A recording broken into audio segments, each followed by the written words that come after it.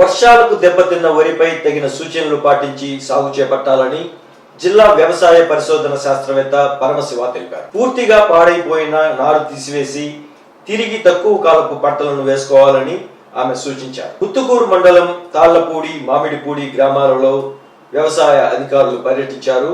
ఇటీవల కురిసిన భారీ వర్షాలకు దెబ్బతిన్న వరి పైరు, వేరుశనగ పంటలను వారు పరిశీలించారు. స్థానిక రైతులతో మాట్లాడి తగు సూచనలు, సలహాలు అందించారు.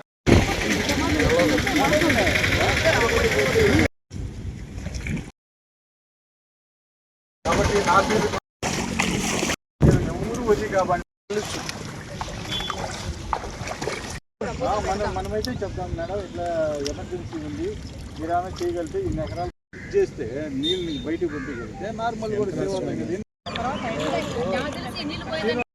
సరే రండి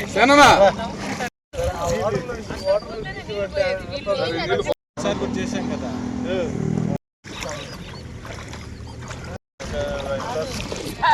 ఈ యొక్క మరి ముత్తుకూరు మండలం మామిడిపూరి గ్రామంలో ఈ మధ్య మనకు నిన్న మొన్న కూర్చున్న హెవీ రైన్స్కు ఈ గ్రామంలో మరి ఏవైతే నారుమళ్ళు పోస్తున్నారో అవి అయితేమి, అదేవిధంగా రీసెంట్గా అంటే ఒక 2-3 రోజుల క్రితం నాటిన వరి పైరు అయితేమి అంతా కూడా నీట మునిగున్నది.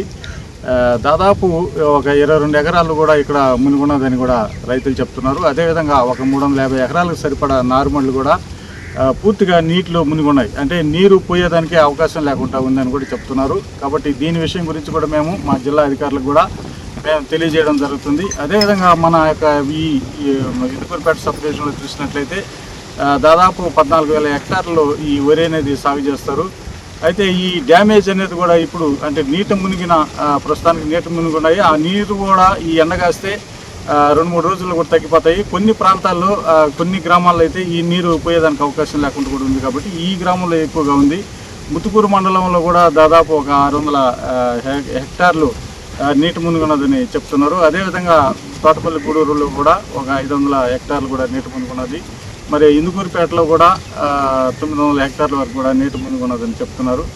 ఇవన్నీ కూడా ఇప్పుడు కాసే ఈ యొక్క ఎండకి మొత్తం కూడా ఎండిపోతుంది. ఎక్కడైతే మరి నీటి డ్రైనేజ్ చేసేదానికి అంటే నీటిని బయటికి పంపించేదానికి వసతులు లేవు, అటువంటి వాటికి కూడా మేము రైతులకి ఎలాగా దాన్ని ఆ నీటిని బయటికి పంపించాలనేది కూడా మేము చెప్తున్నాము. ఎందుకంటే ఈ నీటిని అంతా కూడా కాలువల ద్వారా తవ్వడము, అదేవిధంగా ఒకవేళ ఎత్తిపోసేటట్లయితే ఆ నీటిని అంతా కూడా బయటికి ఏదన్నా మరి బకెట్ల ద్వారా ఏదైనా ద్వారా బయటికి పంపించడము, ఇంకా అవి కూడా వీలు కానప్పుడు మోటార్లు పెట్టి కూడా అంటే ఏదైనా కరెంటు మోటార్లు పెట్టి కూడా ఆ నీటిని బయటికి తోడించే విధానం చేసుకోవాలని రైతులు తెలియజేస్తున్నాము. ఇదే కాకుండా ఆయిల్ ఇంజన్లు కూడా ఎక్కడైతే మరి కరెంటు వసతి లేదు అటువంటి ప్రాంతాల్లో ఇక్కడ రైతులు బీపీటీ 5204 అనే రకాన్ని ఒక వారం రోజుల క్రితం 24 ఎకరాల్లో నాట్లు వేసుకోవడం జరిగింది. నాట్లు వేసినప్పటి నుంచి ఇంచుమించుగా పొలం అంతా 24 ఎకరాల్లో నీటలు అంటే వరద నీటిలో మునిగి ఉన్నాయి. వారం రోజుల పాటు నీళ్ళలో మునిగి ఉండడం వల్ల ఆల్మోస్ట్ ట్రాన్స్ప్లాంట్ చేసుకున్నటువంటి మొక్కలన్నీ కూడా పాచిపోవడం గమనించాము. ఇంకా ప్రస్తుతం ఇక్కడ నీటి ఉధృతి 2-3 రోజుల వరకు ఉండేటట్లు కనిపిస్తుంది. ఇలాంటి పరిస్థితుల్లో ఈ విధంగా నాట్లు వేసుకొని వారం రోజుల నుంచి నీళ్ళలో ఉన్న రైతులు మాత్రం ఆ నాట్లు పనికిరావు కాబట్టి దున్నేసి మళ్ళీ కొత్తగా నాట్లు వేసుకోవాలి. బయట నారు బీపీటీ 5204 రకమే వేసుకోవాలనుకుంటే మాత్రం బయట నారు తెచ్చుకొని వేసుకోవాలి. అలా కాకుండా నారు దొరకని పక్షంలో ఏదైనా తక్కువ కాల పరిమితి ఉండే రకాలైన ఏవైనా కూడా నెల్లూరు ఆర్ఎన్ఆర్ కానివ్వండి, KNM 1638 వీటిలో ఏదో ఒకటి 125 రోజుల కాల పరిమితి ఉండే రకాలని మళ్ళీ నారు పోసుకొని కూడా వేసుకోవచ్చు. అలాగే చాలా చోట్ల నారు మళ్ళు కూడా నీళ్ళలో మునిగి ఉండడం గమనించాము. కానీ నారుమళ్ళు 3-4 రోజుల పాటు నీళ్ళలో మునిగి ఉన్న బీపీటీ నారుమడికి వచ్చే ప్రమాదం అయితే లేదు.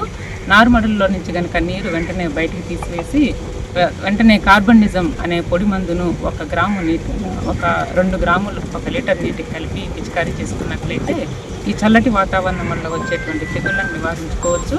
అలాగే నీళ్లు తీసిన వెంటనే 1 కేజీ 1 సెంటు నారుమడికి 1 కేజీ యూరియా అలాగే 1 కేజీ పొటాష్ కనుక వేసుకున్నట్లయితే నారులు బాగా పెరిగే అవకాశం ఉంది. వరద వల్ల డ్యామేజ్ అనేవి కూడా కొంచెం రికవర్ అవుతాయి.